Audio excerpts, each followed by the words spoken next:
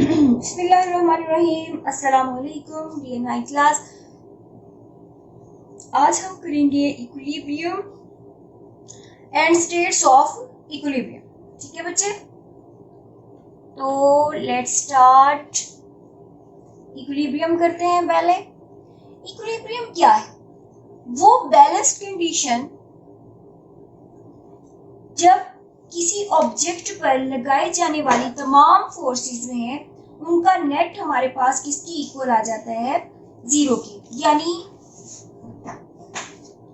ऐसा ऑब्जेक्ट जिस पर total forces zero, torque zero, then the object is said to be in equilibrium position. अगर हम Newton's first law of motion को देखें, according to this object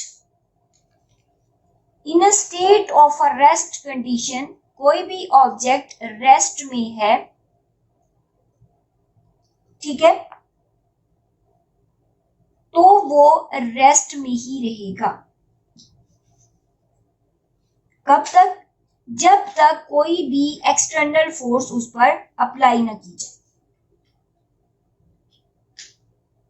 and if object moves with uniform velocity, we can say object having uniform motion, it continue its motion until no external force acts on it.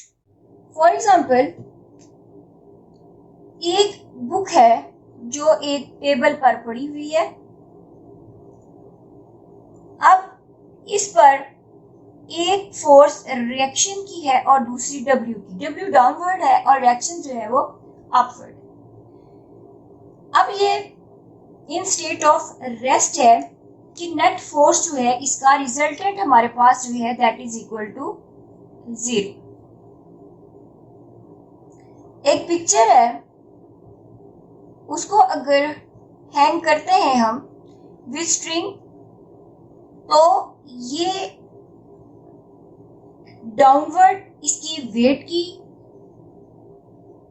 Value होगी, जबकि tension T1 and T2 दोनों जो है उसको upward जो है इसकी direction होगी। But resultant of these forces is equal to zero. Due to this book and picture hanging on the wall is in equilibrium position. Like this, अगर हम मूविंग ऑब्जेक्ट्स की बात करते हैं,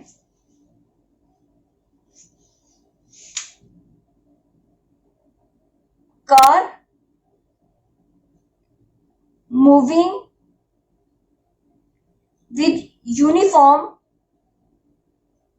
velocity,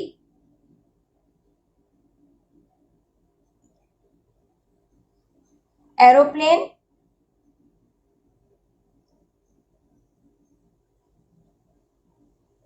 ठीक है, that is moving with flying with uniform velocity, the net forces, the resultant of that forces applying on both objects is equal to zero. Then these two moving objects also considered as in equilibrium position. Now we discuss states of equilibrium.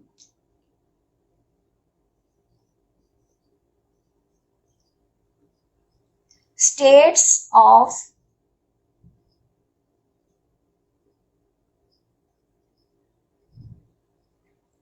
there are three states. हमने एक condition discuss की थी, इसमें दो conditions थी, to conditions. First, sum of all forces equal to zero. Second condition,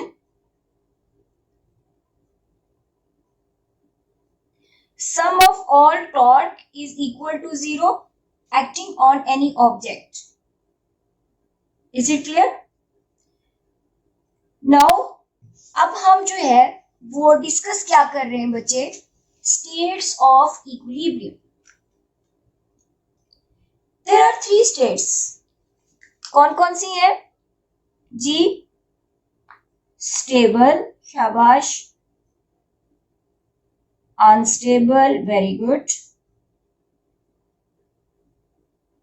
third one is neutral, good. ध्यान दीजिएगा, तवज्जो से इसको देखें, फुल अटेंशन से. स्टेबल इक्विलिब्रियम, फॉर एग्जांपल ये हमारे पास एक ऑब्जेक्ट है, ठीक है. इसको हमने क्या किया, ये रेस्ट में है, इसको थोड़ा सा हमने उठाया और छोड़ दिया, ये दोबारा अपनी उसी कंडीशन में वापस आ गया. This is stable equilibrium. Reason is that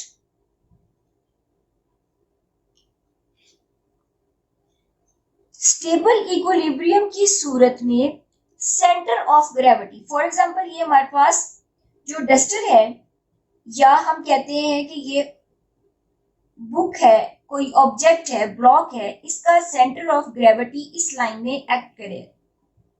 अब हमने क्या किया, इसको स्लाइटली मूव करवाया, यूं थोड़ा सा. अब ये सेंटर ऑफ ग्रेविटी बेस में से गुजर रहा है. अब जब हमने इसको थोड़ा सा ऊपर किया, हम इसको यूं ड्रॉ कर लेते हैं.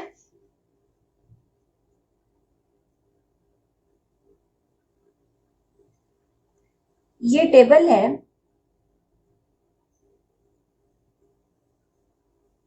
ठीक है, ये टेबल है. इसको हमने क्या किया है, इसकी एक साइड इधर से लग रही है, ये हमने थोड़ा सा उठा दिया. अब इसका सेंटर ऑफ ग्रेविटी का पॉइंट जो है वो थोड़ा सा राइज हो गया है, ठीक. हल्का सा उठाने से ये वापस जो है अपनी उसी कंडीशन में आ गया. देन हम क्या कहेंगे, ये स्टेबल इक्विलिब्रियम में ऑब्जेक्ट है. जो बड़ी बड़ी गाड़ियां हैं, उनकी बॉटम जो है गाड़ियों की, वो हैवी बनाई जाती है. उनका सेंटर ऑफ ग्रेविटी जो है उसको जो है स्टेबल करने के लिए लो रखा जाता है,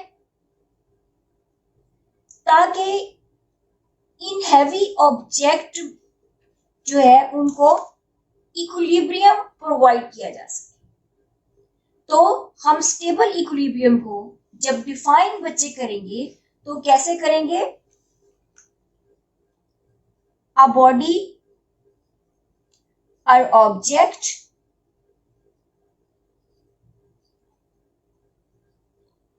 is said to be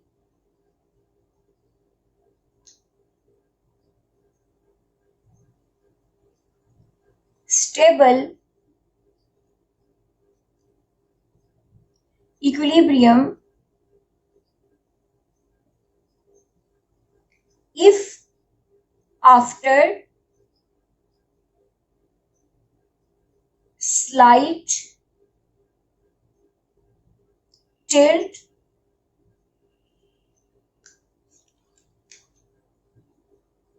it returns to its previous position. वो दोबारा अपनी उसी हालत में लौट जाए तो हम क्या कहते हैं, स्टेबल इक्विलिब्रियम. देन हम इसकी एग्जांपल क्या देंगे, book lying on a table, ठीक है, block lying on a table. center of gravity always is lower in case of the stable equilibrium. Is it clear?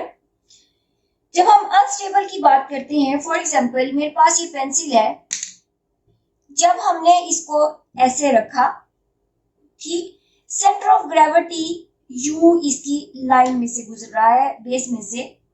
For example ये मेरे पास pencil है, ठीक है,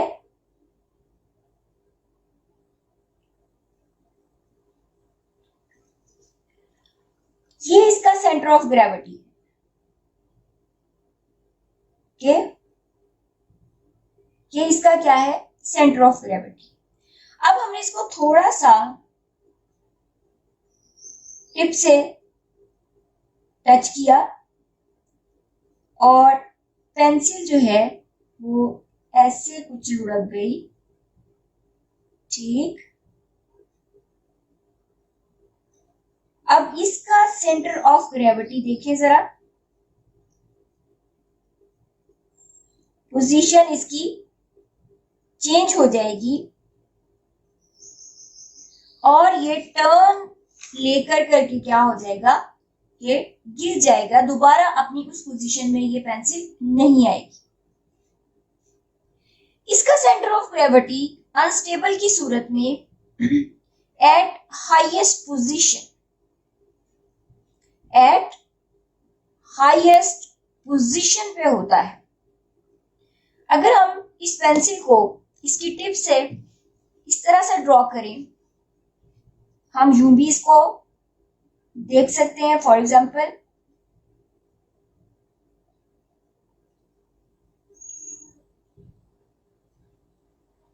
ये पेंसिल है,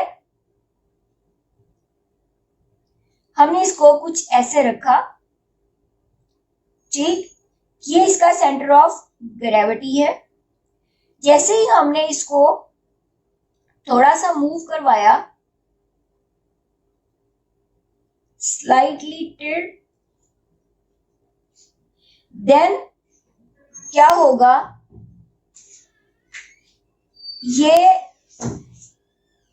दोबारा अपनी प्रीवियस कंडीशन में नहीं जाएगा, इसका centre of gravity at highest point पे होता है। Then this condition is known as the unstable equilibrium. अब हम इसको जब डिफाइन करेंगे तो हम इसको डिफाइन ऐसे करेंगे, if a body doesn't return to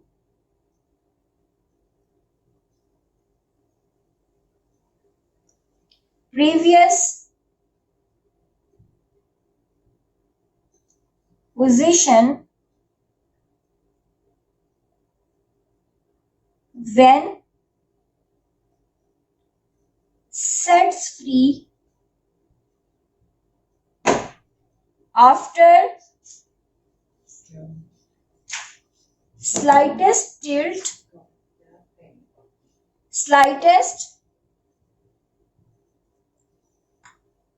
tilt, ठीक है, ये अपनी प्रीवियस पोजीशन में नहीं जाता। इसमें ऑब्जेक्ट जो है वो अपनी दोबारा से प्रीवियस पोजीशन में जाने की सलाहियत नहीं रखता। सेंटर ऑफ ग्रेविटी इसका हाईएस्ट पॉइंट पे होता है, then we can say it is unstable equilibrium, ठीक है। तो एग्जांपल हमारे पास क्या आएगी बच्चे, पेंसिल जो है उसको हमने बैलेंस किससे किया है, उसके सेंटर ऑफ ग्रेविटी से एट इट्स हाईएस्ट पोजीशन, ठीक है। अब पेंसिल टॉपल्स ओवर, जब हमने उसको मूव करवाया, छेड़ दिया, तो इसने क्या किया, इसके अंदर एक टर्न पैदा हो गया। This turn disturb its position and it doesn't gain again its previous position, अब ये दोबारा अपनी प्रीवियस पोजीशन में नहीं गई pencil, then this is the unstable equilibrium. जब हम हॉरिजॉन्टल पेंसिल की बात करेंगे, हॉरिजॉन्टल सरफेस पे जब हम पेंसिल को रखते हैं, this is the example of the stable equilibrium. समझ आई है? जब हम वर्टिकली रखेंगे, this is unstable equilibrium. Now we discuss neutral equilibrium. यहां तक समझ में आई बात? हमारे पास एक बॉल है, फॉर एग्जाम्पल ये मेरे पास एक बॉल है. अब ये देखें, इसके एक तरफ जो है ये कलर बना हुआ है, दूसरी तरफ एक ड्रॉ की हुई डायग्राम. अब मैंने क्या किया, इसको मूव करवाया फ्रॉम दिस पोजीशन. अब इसने जाकर के एक नई पोजीशन हासिल कर. इस पोजीशन में हमने इसको मूव करवाया. अब यहां पर जाकर ये नई पोजीशन में ये चलेगी. ठीक है? If a body remains its new position, जब हम उसको उसकी पहली पोजीशन से डिस्टर्ब करते हैं तो वो एक नई पोजीशन में चला जाए object, then this is the neutral equilibrium. ठीक है? तो इसमें सेंटर ऑफ ग्रेविटी जो है इसका सेम हाइट पे होता है, चाहे वो न्यू पोजीशन में ऑब्जेक्ट चला जाए, चाहे वो फर्स्ट वाली कंडीशन में होता है पोजीशन में. तो we can define this equilibrium as if a body remains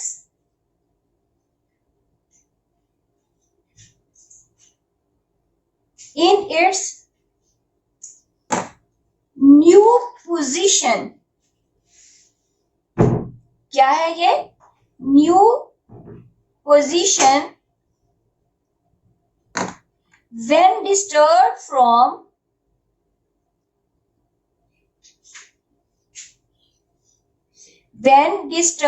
from its previous position. Is it clear?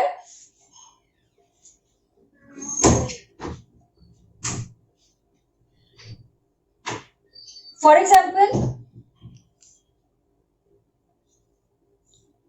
Ball. ठीक है?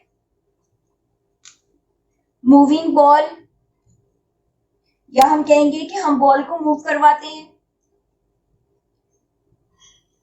एनी स्फीयर,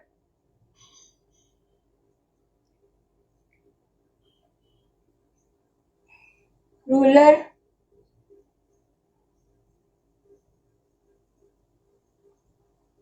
ठीक है? इसी तरह हमारे पास ये जो राउंड पेंसिल्स हैं, उनको जब हम चेंज करते हैं जैसे, ये भी न्यूट्रल इक्विलिब्रियम की एग्जांपल है. ठीक है? हम कहेंगे हॉरिजॉन्टल, या हम कहेंगे हॉरिजॉन्टली कीपिंग पेंसिल. ठीक है? कुछ पेंसिल जिसकी मैंने एग्जांपल दी है, उनकी शेप ऐसे होती है स्टेबल इक्विलिब्रियम में कि हम उसको थोड़ा सा ऐसे करें तो चिपटी सी होती हैं, तो अगर हम उनको उठाएं वो एग्जांपल आ सकती है पेंसिल्स में. लेकिन जनरली जो है इसको न्यूट्रल इक्विलिब्रियम में ही रखा जाता है. Is it clear? तो बच्चे, आज हमने डिस्कस क्या किया है इक्विलिब्रियम, कि जब किसी ऑब्जेक्ट पर नेट फोर्स जो है वो एक्टिंग करती है, उनका नेट रिजल्टेंट जो है वो जीरो आता है, तो हम कहते हैं ऑब्जेक्ट जो है वो इक्विलिब्रियम में है. फिर हमने इसको स्टेबल, अनस्टेबल और न्यूट्रल इक्विलिब्रियम में पढ़ा. स्टेबल में जो है वो सेंटर ऑफ ग्रेविटी जो है लोएस्ट पोजीशन में होता है. जो व्हीकल्स, बड़े बड़े जो हमारे पास गाड़ियां वगैरह होती हैं, हैवी जो हमारे पास ऑब्जेक्ट्स होती हैं उनका सेंटर ऑफ ग्रेविटी जो है स्टेबिलिटी के लिए उनको लोअर पोजीशन पे रखा जाता है। अगर हम इसको थोड़ा सा उठा के ऑब्जेक्ट को, फॉर एग्जांपल कोई ब्लॉक है या हमारे पास डस्टर है या हमारे पास क्या है कोई बुक है, हम उसको डिस्टर्ब करते हैं फ्रॉम इट्स प्रीवियस पोजीशन, देन हम उसको सेट फ्री करते हैं, छोड़ देते हैं, तो वो ऑब्जेक्ट दोबारा अपनी वही पोजीशन गेन कर ले, तो हम कहते हैं कि वो स्टेबल इक्विलिब्रियम में है।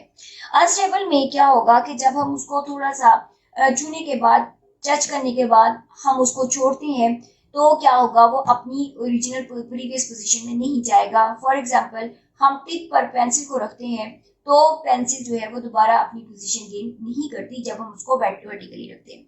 न्यूट्रल में हमने कहा कि हम रोल करवाते हैं बॉल को, तो वो पहली पोजीशन से एक नई पोजीशन में चला जाए, इसके जो सेंटर ऑफ ग्रेविटी होता है वो सेम होगा, उसकी हाइट एज जो उसकी प्रीवियस में थी वही उसकी न्यू में होगी।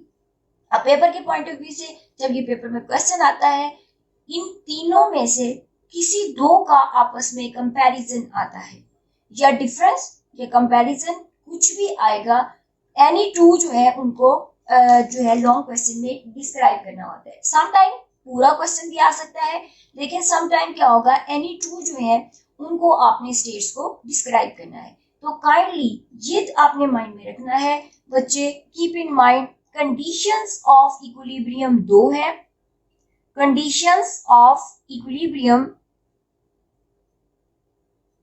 ये जो है वो कितनी है, 2 है। स्टेट्स ऑफ इक्विलिब्रियम जो है वो 3 है। Is it clear? States of equilibrium जो है वो कितनी है, 3 है। ये एमसीक्यूज के अकॉर्डिंग भी बहुत इंपॉर्टेंट क्वेश्चन है, बच्चे यहाँ पर मिस्टेक करते हैं। फिर अगर लॉन्ग या शॉर्ट में पूछा जाता है तो वो क्या करते हैं कि स्टेट्स की जगह कंडीशन और कंडीशन की जगह जो है वो स्टेट्स लिख देते हैं, और ज्यादा प्रॉब्लम अमूमन इन कंडीशन में होती है कि कंडीशन की सूरत में वो स्टेट्स को लिख जाते हैं और उनको कोई मार्क्स नहीं मिलता, और वो कहते हैं कि हमने पेपर जो है वो सही क्वेश्चन अटेम्प्ट किया। कि समझ में आ गया? नेक्स्ट क्लास तक के लिए नेक्स्ट टॉपिक जो है वो हम करेंगे इंशाल्लाह। तब तक के लिए अल्लाह हाफिज।